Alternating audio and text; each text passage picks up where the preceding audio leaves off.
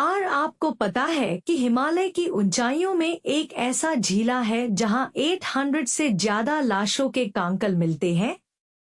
ये सच है और ये झीला है रूपकुंड लेक। ये झीला उत्तराखंड में स्थित है और ये अपने अजीबोगरीब राज के लिए मशहूर है। रूपकुंड लेक एक अलग अलग तरह का झीला है जहां पानी का रंग कभी कभी नीला, कभी कभी हरा और कभी कभी काला भी हो जाता है। ये पानी का रंग इतना अजीब है कि लोगों को ये झीला देखने के लिए आकर्षित करता है। लेकिन जब आप इस झीले के पास जाते हैं तो आपको एक अजीब सा महसूस होता है, जैसे कोई आपको देख रहा है। अब आते हैं मैं घटना पर। ये घटना 1942 की है, जब एक ब्रिटिश फॉरेस्ट गार्ड ने रूपकुंड लेक के पास कई सारी लाशों के कंकाल देखे और तब से ये झीला एक राज बन गया। 800 से ज्यादा लाशों के कंकाल मिलते हैं, लेकिन किसी को भी पता नहीं है कि ये लोग कौन थे और ये यहाँ क्यों आए थे। ये राज आज तक सुलझा नहीं है। और अब आप सोच रहे होंगे कि ये सब कैसे हुआ होगा, तो चलिए आगे बढ़ते हैं और जानते हैं कि ये राज क्या है।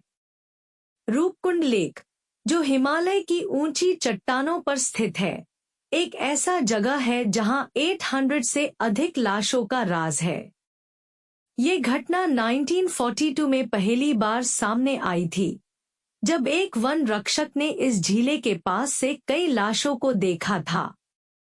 उसने सोचा कि ये कोई पुरानी लड़ाई का मैदान है, लेकिन जब उन्होंने लाशों को देखा तो उन्होंने पाया कि ये लाशें किसी भी लड़ाई से नहीं हैं।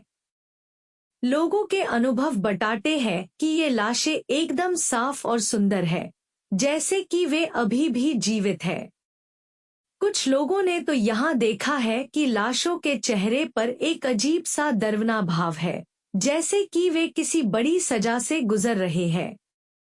इस राज को समझने के लिए कई साल तक कोशिश की गई, लेकिन अभी तक कोई भी इसका जवाब नहीं दे पाया है। इस राज को समझने के लिए कई साल तक कोशिश की गई, लेकिन अभी तक कोई भी इसका जवाब नहीं दे पाया है। कुछ लोगों का कहना है कि ये लाशें किसी पुरानी आपदा का शिकार हुई है, जबकि कुछ लोगों का कहना है कि ये किसी पुरानी संस्कृति का हिस्सा है। लेकिन सच्चाई क्या है, ये अभी तक राज ही है। रूपकुंड लेक, जो हिमालय की गहराइयों में स्थित है, एक ऐसी जगह है जहां 800 से अधिक लाशों का राज है। ये लाशें कैसे यहाँ आई, क्यों आई और किसने इन्हें यहाँ छोड़ा, ये सभी सवाल हमें आज भी परेशान करते हैं। इन लाशों का राज अभी तक उलझा हुआ है और कई साल हो गए हैं इस राज को सुलझाने की कोशिश करने में। परंतु कुछ बातें ऐसी हैं जो इस राज को और भी गहरा बनती है, जैसे कि इन लाशों के साथ मिलने वाले कपड़े और अन्य वस्तुएं जो 9 शताब्दी की होती है।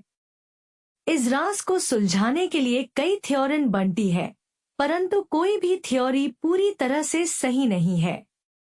अभी भी ये राज उलझा हुआ है और हमें इसका जवाब ढूंढने के लिए और भी गहराई में जाना होगा।